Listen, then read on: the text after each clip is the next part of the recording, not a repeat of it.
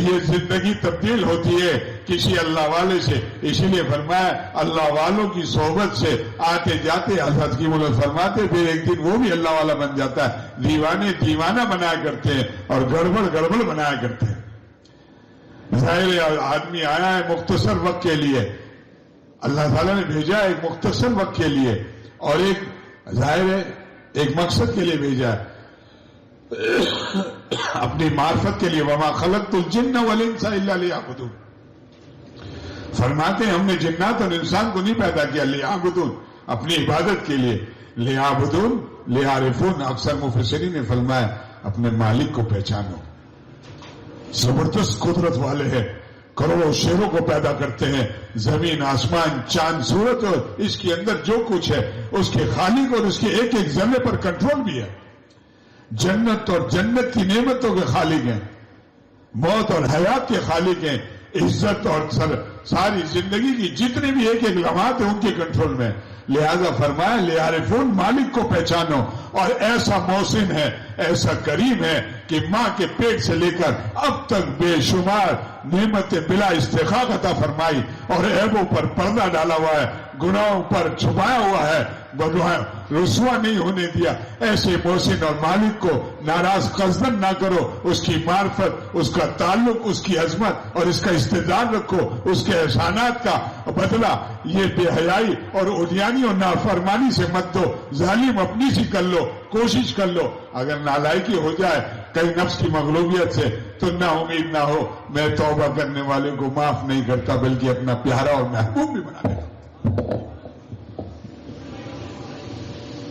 ان اللہ یحب التوابین. اللہ تعالیٰ کیسے کریم ہے.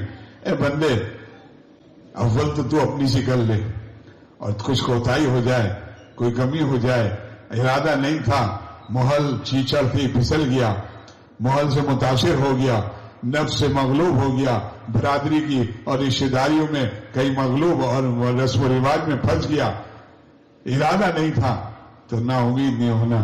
میں تیرا قریب مالک ہوں, تجھے معاف نہیں کر دوں گا, اپنا پیارا اور محبوب بھی بنا لوں گا. وہ چاہتے ہیں بھائی, ہمیں تھوڑی برباد کرنا چاہتے ہیں, ہماری جانوں سے زیادہ ہم سے محبت فرماتے ہیں. ماں ایک محبت اتنی کرتی ہے, تو آج جو پریشانی ہے کیا وجہ ہے بتائیے؟ ہم نے کیا کوئی کسر چھوڑی ہوئی ہے؟ اللہ تعالیٰ کی نافرمانی اور ناراضگی سے اس درجے ہو اس وقت قوم ہے, اور اس سے بڑھ کر یہ کہ نہ توبہ ہے, نہ رجوع ہے, نہ اصلاح کی فکر ہے, نہ کوشش ہے. بات کیسے بنے گی؟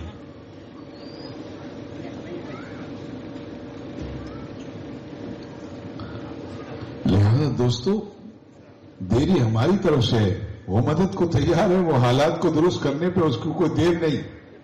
ضابطہ رکھا ہے, نظام رکھا ہے, اللہ تعالیٰ نے ایک نظام اور ضابطہ رکھا ہے. لہذا صرف اتنا بھی ہو نا کہ ندامت ہو, رجوع بھی ہو اور توبہ بھی ہو, تو انشاءاللہ تعالیٰ اللہ تعالیٰ مدد فرمانے پر الحمدللہ اللہ کی مدد میں دیری نہیں ہے, اللہ کی رحمت اور مدد میں دیری نہیں ہے. لیکن افسوس یہ ہے ہماری زندگی مست اور یوں مست ہے. تو بہرحال دنیا میں اللہ تعالیٰ نے بھیجا ہے, ظاہر ہے واپسی جانا ہے, اس کی تیاری کے لیے بھیجا ہے. یہ تو ساری چمک دمک جو ہے یہ سب عارضی ہے, فانی ہے, حتیٰ کہ دنیا بھی ختم ہو جائے گی. دیکھنا یہ ہے کہ ہم نے کتنی تیاری کی ہے, دیکھنا یہ ہے کہ ہم نے کتنی تیاری کی ہے. کوئی عمل ہے جو پیش کر سکتے ہیں؟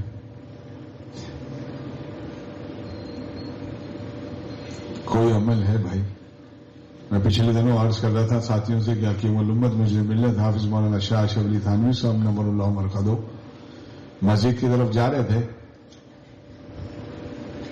اور ایک بچہ, یہ بچے کھیلے تھے, ایک بچے کے سر سے ٹوپی لے کر اپنے کندھے پہ رکھ دی.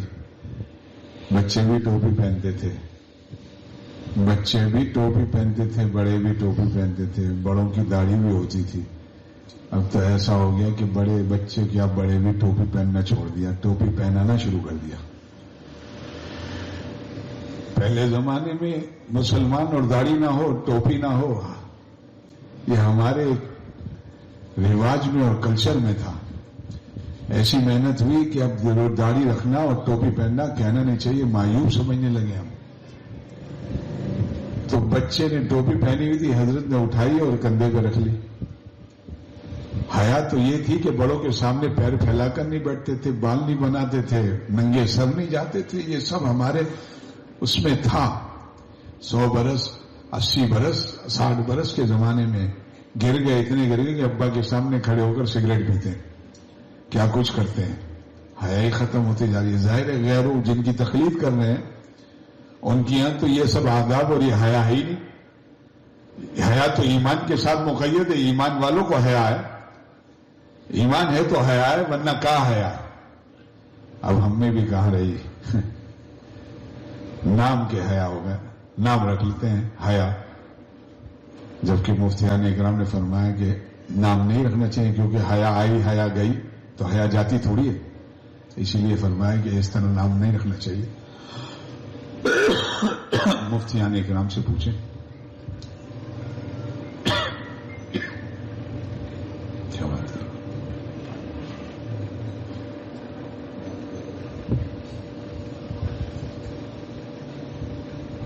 جزاک اللہ. تو حکیم الامت مجھے ملت حافظ مولانا شاہ اشرف علی تھانوی صاحب نے مولانا جا رہے تھے، ایک بچے کے سر سے ٹوپی لی، کندھے پہ رکھ دی. بچے بھی بچے ہوتے ہیں، کھیل رہے تھے. وہ بچہ کہنے لگا اللہ کرے بڑے ابا مر جائے. بڑے ابا کہتے تھے اللہ کرے بڑے ابا مر جائے. حضرت فرمانے لگے کہ اس وقت میں نے دیکھا، اپنے باطنی طور پر قلب کی طرف توجہ دی، اتنی خوشی ہوئی جیسے مدت تو کوئی پرندہ پنجرے بند اور یکدم دروازہ کھولے، قید سے رہائی ہو. ایسے ہی میری روح میں بھی ایسی جولانی اور مستی کہ اب جا کر مولا سے ملاقات ہوگی. تیاری کی ہوئی تھی، بن دیکھے مولا پر مرے جا رہے تھے تو ملنے کا شوق نہ ہوگا. ہمیں تو وحشت اس لیے ہوتی کہ ہم نے تیاری نہیں کی. ہمارا تو یہ حال ہے. ظاہر ان حضرات نے اللہ پر اپنی زندگی کو اللہ کی مرضی کے مطابق اور ہر آن فدا کرتے تھے، خون آرزو خون تمنا اللہ کو راضی کرنے پر. تو جو بن دیکھے مولا پر مرا جائے، کیا اسے مولا سے ملنے کا شوق نہ ہوگا؟ نہیں کرتے وہ وعدہ دید کا حشر سے پہلے. اور ایسا فرماتے ہیں نا، نہیں کرتے وہ وعدہ دید کا حشر سے پہلے، دل بیتاب کی ضد ہے ابھی ہوتی یہی ہوتی. اللہ آپ نے اپنا دیدار جنت میں داخل ہونے کے بعد اپنا دیدار جنتی کو نصیب فرمائیں گے. آپ کی محبت اتنی جوش مار رہی ہے، نظر کی حفاظت کر رہا ہوں، دل کی حفاظت کر رہا ہوں، نماز اور اس کا اہتمام کر رہا ہوں. یہ میں اضافی کہہ رہا ہوں. شریعت کی پابندی، شریعت کی تلوار سے ہر وقت اپنے خون آرزو خون تمنا کا خون کر رہا ہوں، دل کو لال کر رہا ہوں. میری تمنا یہ ہے، جو آپ کو اتنی محبت ہے، اب چاہتا ہوں کہ آپ کا دیدار ہو. آپ نے تو جنت میں، میرا جی چاہتا ہے ابھی ہو اور یہی ہو. دوستو جب تعلق ہوتا ہے، اسی لیے مولانا سلطان صاحب شہید رحمۃ اللہ علیہ، کراچی کے حالات صحیح نہیں تھے. خدام نے کہا، کچھ مریدین نے اور خدام نے کہ حضرت پاسبان رکھ لیجئے، جس کو آپ لوگ گارڈ کہتے ہیں، انگریزی اردو میں پاسبان کہتے ہیں، تاکہ کوئی سبب کہ اس میں حفاظت ہو. حضرت درویشانہ انداز تھا، تیاری نہیں ہوئی کسی طرح بھی.